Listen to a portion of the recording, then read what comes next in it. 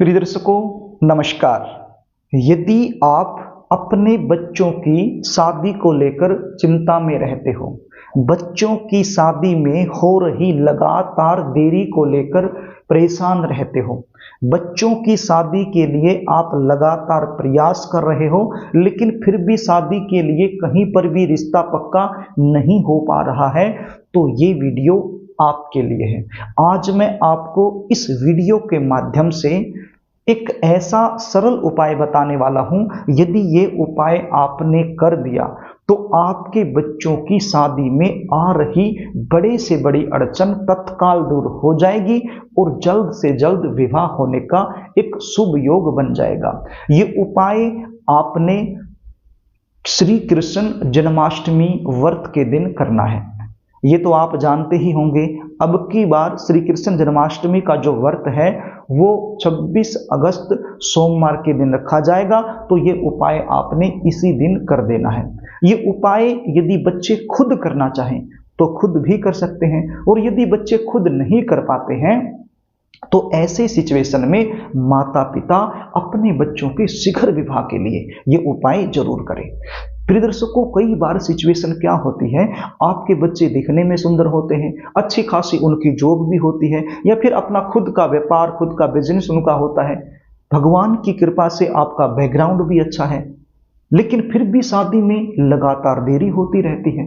बच्चों की उम्र लगातार निकलती जाती है, रिश्ते आ रहे हैं, बातें चल रही हैं, लेकिन कोई भी बात, कोई भी रिश्ता सफलता तक नहीं पहुंच पा रहा है। और यदि कोई रिश्ता फाइनल हो भी जाए तो बिल्कुल एंड में जाकर कोई न कोई ऐसी बात निकलकर सामने आएगी जिसके चलते रिश्ता टूट जाएगा। कभी लड़की वाले मना कर देंगे और कभी लड़के वालों की तरफ से ना हो जाएगी। देखने वाले आएंगे, देखकर चले जाएंगे, लेकिन किसी भी प्रकार का पॉजिटिव रिप्लाई सामने से आपको मिल नहीं पाएगा। आप इंतजार करते रहोगे। कुछ ऐसे रिश्ते आएंगे जो आपके लेवल के नहीं हैं, आपको पसंद नहीं है, तो आप अपनी तरफ से मना करते रहोगे। और कोई ऐसा रिश्ता जो आपके लेवल का है, आप करना चाहते हो, तो वो रिश्ता सामने से पक्का नहीं हो पाएगा। तो ये एक चिंता वाला विषय बन जाता है। तो प्रिय दर्शकों, आज जो उपाय मैं आपको बताने वाला हूं, इसको आप ध्यान से सुन लीजिए। ये उपाय करने से विवाह में आ रही जो अड़चनें हैं वो तत्काल दूर हो जाएंगी और जल्दी शादी होने का एक अच्छा योग बन जाएगा। उपाय बताऊं इससे पहले आपसे निवेदन करना चाहूंगा, यदि आप चैनल पर नए हो और अभी तक आपने इस चैनल को सब्सक्राइब नहीं कर रखा है, तो मुझसे लगातार जुड़े रहने के लिए इस चैनल को सब्सक्राइब कर लीजिए और बेल आइकन को भी प्रेस करके रखिए। इसमें आपका कोई भी खर्चा नहीं लगता है। यदि आप सब्सक्राइब करके रखते हो तो हमारा मनोबल बढ़ता है, हमें खुशी होती है, लेकिन आपका कोई भी पैसा नहीं लगता है। बल्कि आपको फायदा क्या होगा, जब भी हम नई वीडियो अपलोड करेंगे तो वो वीडियो आपको तुरंत मिल जाएगी, उसका नोटिफिकेशन आपको तुरंत मिल जाएगा और वो वीडियो आप आसानी से देख पाओगे। आई होप आपने चैनल को सब्सक्राइब कर लिया होगा।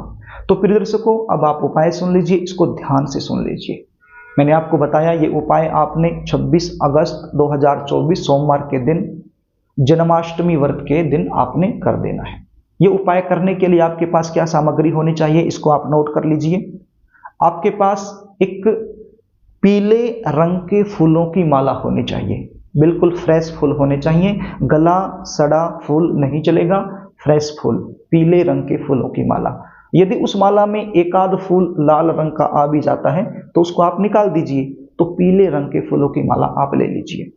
और क्या चाहिए, 2 केले आपके पास होने चाहिए। क्या होना चाहिए, 2 केले आपके पास होने चाहिए। और क्या चाहिए, एक इत्र की बोतल आपके पास होने चाहिए। अब ये इत्र क्या होता है, कुछ माताएं बहनें हैं जो नहीं जानती हैं, तो बता देता हूं। जो कपड़ों पर हम लोग लगाते हैं उसको क्या बोलते हैं, उसको सेंट बोलते हैं, परफ्यूम बोलते हैं, लेकिन जो भगवान को लगाया जाता है वो क्या होता है, उसको इत्र बोलते हैं। ये कहां से मिलेगा, ये जहां से पूजा का सामान मिलता है वहां से आपको आसानी से मिल जाएगा, या फिर कॉस्मेटिक्स की जो दुकानें होती हैं वहां से भी आपको मिल जाएगा। आप बोल देना एक इत्र की बोतल हमें दे दो। अब आप पूछोगे कि कौन सा इत्र, मतलब कैसी खुशबू वाला इत्र, तो आपको बताऊंगा चंदन फ्लेवर वाला, चंदन की खुशबू जिसमें से आती हो, तो वो इत्र यदि अवेलेबल है, यदि मिल जाए आपको आसानी से, तो वो आप ले लेना, वो सबसे बेस्ट रहेगा। तो ये 3 चीजें हो गई। एक तो इत्र हो गया जिसके अंदर से चंदन जैसी खुशबू आ रही है, दूसरा पीले रंग के फूलों की माला हो गई, तीसरा 2 केले हो गए। तो ये 3 चीजें आपके पास हो गई। इन तीनों चीजों को लेकर के आपने मंदिर में चले जाना है। देखिए, नहा धो करके साफ सुथरे कपड़े पहनकर आपने जाना है, धुले हुए कपड़े आपने पहनकर जाना है।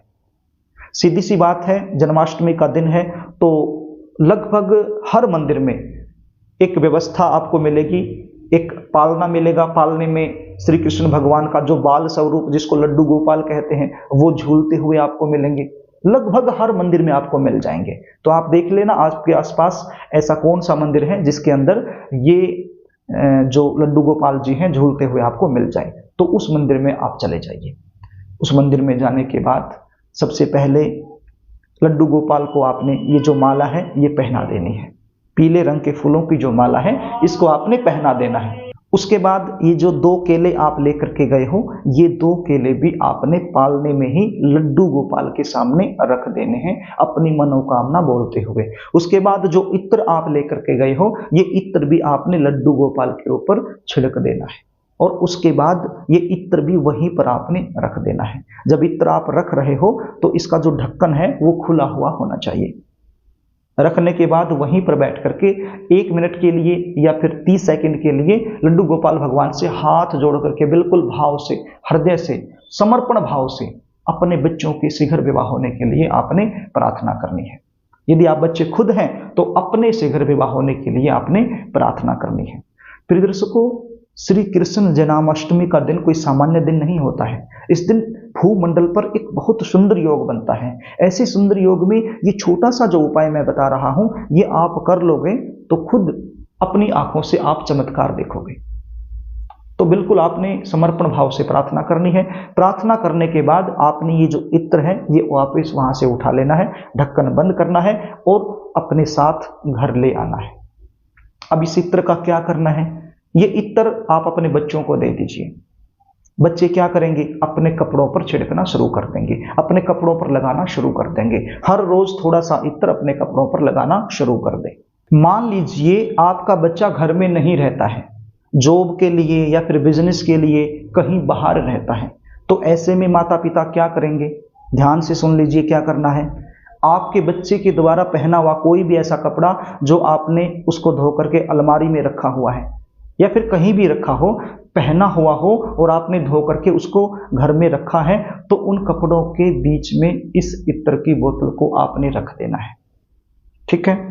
और इसको 24 घंटे में एक बार ढक्कन को खोल देना है 5 सेकंड के लिए और दोबारा बंद कर देना है। इसी प्रकार से कपड़े में ही इस बोतल को रहने देना है। और जब भी आपके बच्चे महीने में, 2 महीने में, 15 दिन में या 3 महीने में जब भी घर आए तो उनको ये बोतल उठाकर दे देनी है। तो उस समय वो इत्र अपने कपड़ों पर लगाना शुरू कर देंगे। तो प्रिय दर्शकों, ये जो इत्र है ये कोई सामान्य इत्र नहीं रह जाता। लड्डू गोपाल को आपने इसको लगाया है और उसके चरणों में रखा है, प्रार्थना की है, तो ये एक प्रकार से आप ये समझो लड्डू गोपाल का आशीर्वाद बन जाता है। तो जैसे जैसे ये इत्र कपड़ों पर लगेगा तो उस बच्चे की शादी में जो अड़चने आ रही हैं वो दूर होना शुरू हो जाएंगी और अच्छा रिश्ता जरूर आएगा। तो इस प्रकार से ये उपाय आपने कर देना है। यदि आप अपने बच्चों की जन्म कुंडली का विश्लेषण मुझसे करवाना चाहते हैं, बच्चों की शादी में लगातार देरी बनी हुई है, उसका मुख्य कारण क्या बनता है वो मुझसे जानना चाहते हैं, शादी कब होगी, कहाँ होगी, कौन सी दिशा में होगी, कैसे परिवार में होगी, शादी के बाद का जीवन कैसा रहेगा, ये सारी जानकारी यदि आप मुझसे लेना चाहते हैं तो स्क्रीन पर दिए गए व्हाट्सएप नंबर के जरिए आप अपने बच्चों की जन्म डिटेल मेरे पास लिखकर भेज सकते हो और अपने बच्चों की जन्म कुंडली का विश्लेषण मुझसे करवा सकते हो। जन्म कुंडली विश्लेषण की हमारी फीस होती है, वो फीस आपको पे करनी होती है, उसके बाद संपूर्ण जानकारी आपको दे दी जाती है। तो प्रिय दर्शकों, यदि कार्यक्रम आपको अच्छा लगे तो इस वीडियो को लाइक करना, इसको शेयर भी करना ताकि आप पुण्य के भागीदार बन जाएं। और यदि अभी तक आपने चैनल को सब्सक्राइब नहीं किया है तो चैनल को सब्सक्राइब भी जरूर कर लेना और कमेंट बॉक्स में जय श्री कृष्णा जरूर लिखना। आज के लिए बस इतना ही, आगे फिर मिलेंगे, तब तक